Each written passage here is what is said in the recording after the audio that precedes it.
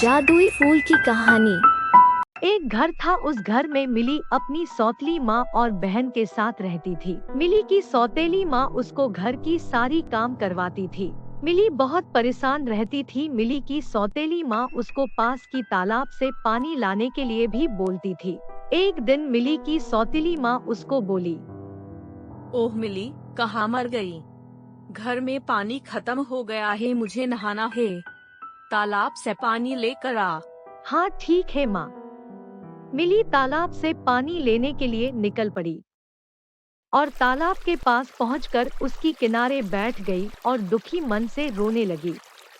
उसकी आंसू तालाब की पानी में गिरने लगी। मिली को रोते हुए देखकर जलदेवी प्रकट हुए।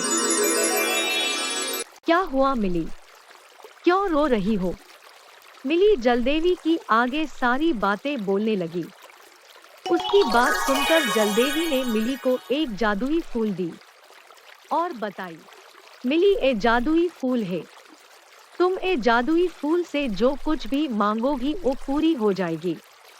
पर एक बात की ख्याल रखना, ए जादू की फूल किसी गलत काम की सजा भी देती है। मिली जादुई फूल लेकर घर पहुंच गई।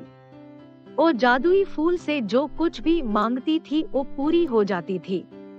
वो बहुत खुश थी और खुशी खुशी घर की सब काम आसानी से जादुई फूल की मदद से करती थी।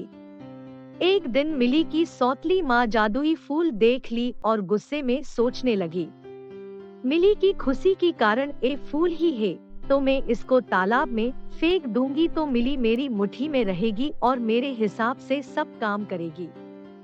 मैं अभी जाकर इस फूल को तालाब में फेंक देती हूँ।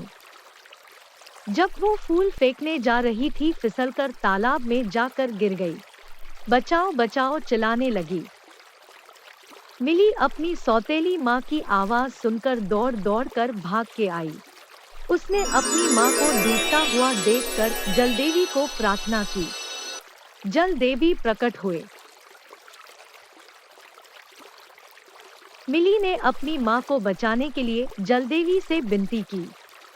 जलदेवी उसकी बात मान ली और उसकी माँ को पानी से निकाल दिया। मिली की माँ अब उसकी गलती मान ली।